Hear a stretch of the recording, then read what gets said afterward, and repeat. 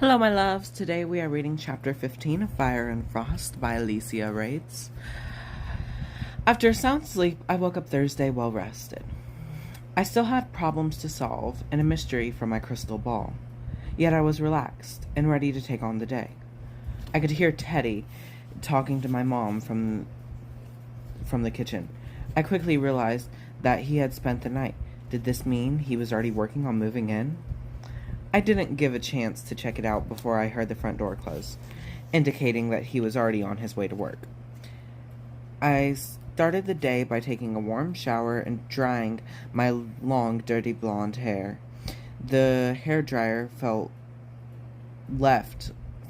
don't know where I got felt. The hairdryer left my hair straight, so I kept it that way, brushing it to near perfection. Crystal, my mother called me from the other side of the house. I have to go to work, but Teddy and I will be at your game tonight, okay? My heart flipped at the thought. Just one more game and the season was over. I'd have more free time on my hands. I was excited and disappointed at the same time. But at least I would have more time to figure out my abilities and actually put them to use helping people. Okay, Mom, I love you. Love you too. Bye. Bye, I shouted back. I gave myself a confident smile in the mirror. Gathering my backpack and supplies for the day, I left my room and headed for the kitchen, popping a bagel in the toaster and pulling out my cream cheese from the fridge to top it with. Yum, my favorite. I turned on the TV for a few moments to get the scoop on the weather. But when the news switched to a story about a local abduction, I turned it off. I wasn't in any mood to focus on any more uncomfortable mysteries than the ones I had already had on my plate. The house was quiet, and I was ready for school early. So I wiggled my way onto the counter and closed my eyes. It was bright behind my lids, but I could hear the soft hum of the appliances and smell the delicious scent of the toasting bagel. It seemed so sincere. What will I learn about my abilities today? I wondered. I let my body relax as I focused on my fingertips like my mother taught me. My mind spun in an elegant dance through clouds as I concentrated on the other side to guide me into the day's decisions. I felt at peace. In an instant, it all changed, sending me reeling towards something dangerous. A frightening roar reverberated in my ears and as a shock of terror spread through my body. My bagel popped, snapping me out of it. What was all that about? I thought, as I hopped down from the countertop. My hands were still shaking and my pulse threatening as I spread cream cheese over my bagel. It was nothing, I assured myself, but I still couldn't shake the feeling that it was a sign of something to come, that someone was coming to get me and would take me by surprise. My sense of peace shattered. I met Emma at our corner, my anxiety and paranoia just above its normal level. But I didn't let it show. The moment Emma was close enough to me, she started speaking. I was reading last night, about your kind, and I was thinking, my kind? I eyed her spectively. Yeah, about psychics and stuff, she said, waving a hand nonchalantly. I was reading that to make your powers stronger. You have to practice them, and why? I interrupted. I never expected Emma to ditch me as a friend when I told her about my abilities. But I didn't expect her to be so accepting of it either. She shrugged. I don't know. I guess it's just intriguing. I mean, it'd be awesome if I were psychic, but if I can't be, then it's cool that you are. Actually, you can be. My mom said everyone's born with psychic abilities, but that I just have a stronger connection to the other side or something. Like how everyone has intuition. It just takes practice, I guess. Oh my gosh, Emma squealed, stopping in her tracks. We should, learn together. We could both be psychic. Something about the idea intrigued me. It was cool enough that I had my mom to help me, but it would be so much more comfortable with Emma by my side. That would be really cool, I said, smiling. But I really don't know that much about how to do it. Maybe I could talk to my mom. I threw my hands over my mouth. Was I allowed to tell Emma my mom was psychic?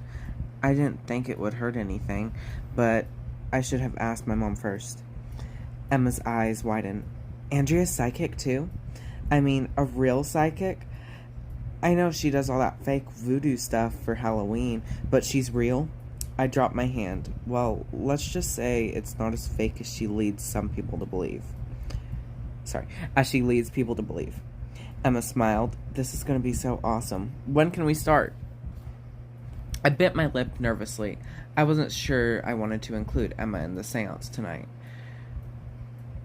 It almost seemed too much for me. I didn't want to overwhelm her and scare her away. Maybe it's best if we wait until after this weekend, when we have more free time. Then my mom will be done with the Halloween festival. Deal, Emma agreed. We got to school too soon. Emma grinned. I'll tell you about what I read later. Maybe I could come to your house before the game again. Yeah, sure, that sounds great. Even as I said this, I wasn't entirely positive. I was eager for some more alone time to practice with my crystal ball again. I was hoping to see something that I could use to help Olivia or Kelly. At the same time, I wanted so badly to share my abilities with Emma, and maybe even Derek, but I didn't know what I should tell her. A wave of guilt rushed over me.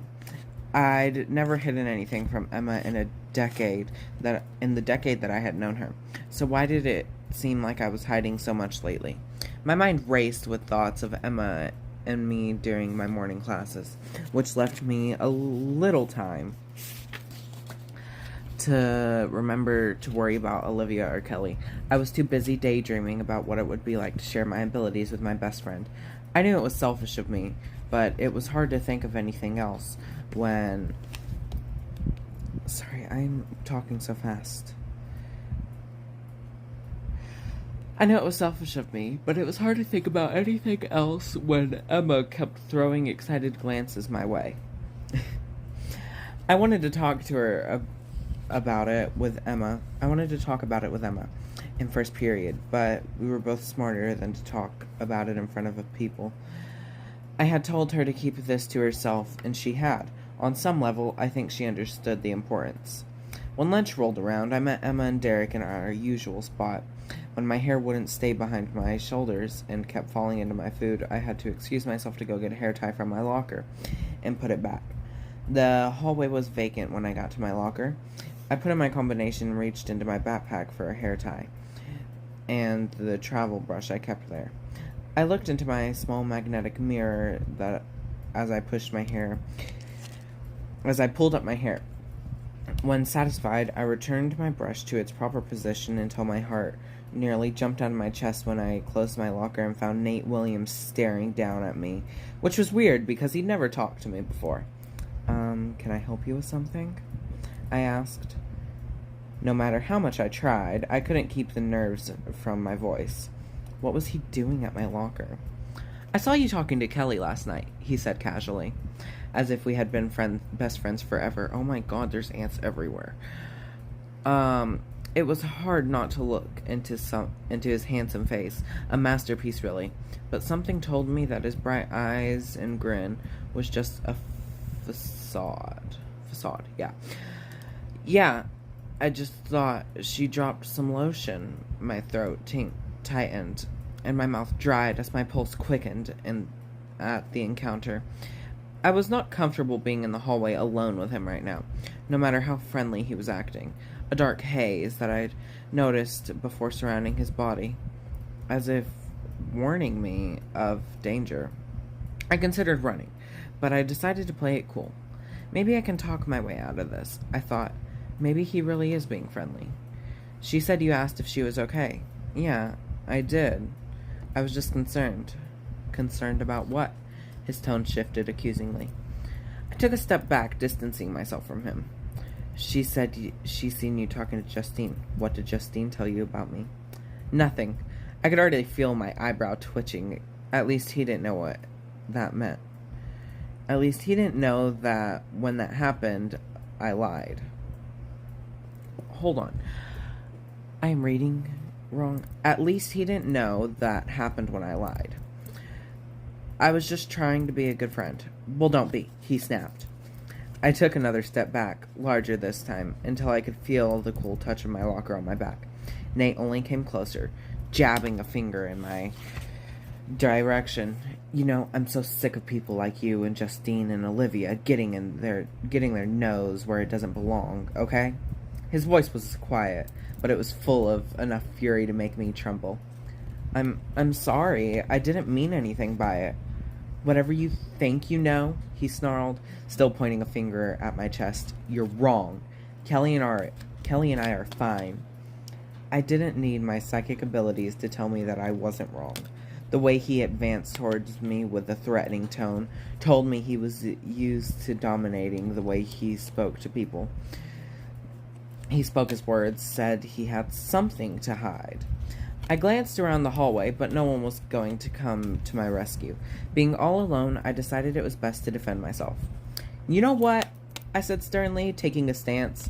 I didn't quite believe Justine at first, but maybe she was right about you. Crap, what did I just say? Why didn't I just play it cool? I didn't see it coming. Suddenly, he lunged at me, pinning me against my locker. Its combination lock dug into my back. He wrapped a hand around my neck and held me in place, bending down so that his face was just inches from mine. The strange feeling I got this morning returned, and the roar rang loud in my ears, a sound that only I, a psychic, could hear. He leaned in so close that I could feel his hot breath on the side of my face. He came in to whisper into my ear. You mind your own fucking business, okay? Whatever happens between me and my girl doesn't concern you. So I'd advise that you stay away. If you don't, he paused for dramatic effect, which successfully quickened my pulse. There will be consequences. And then he dropped me, letting me fall into a ball at his feet. He glared down at me for a moment before walking away with a strut that showed his confidence from every angle. I wrapped my own fingers around my neck and coughed, terrified by his threat. What was wrong with him? I pressed my head against the locker, coughing my breath and slowing my heart rate. I knew I didn't need proof anymore to believe Justine's allegations toward him. But as much as I wanted it now than ever, I still didn't have anything to prove to save Kelly. Anything that could save Kelly. What if I continued searching for proof, spying on him with my abilities? Would he honestly seek revenge? With little hesitation, I decided that I would do whatever I could to prove he was a dangerous guy. I rose from the floor, clenching my fists. My eyes narrowed down the hall at his retreating figure. Nate Williams, you just made this battle personal, and you're not going to hurt this girl and get away with it. Well, that is the end of chapter 15. Wait, is it? Hold on. Yes, it is. Sorry. I flipped 2 pages by accident. So I guess I'll read chapter 16 here soon, and I'll post it. Thank you so much for listening, and if you do like, hearing my voice read a book, please consider subscribing, but you don't have to. It's not like anybody watches my videos anyway, but that's just the struggle of the start of a channel. Thank you so much for listening. Bye!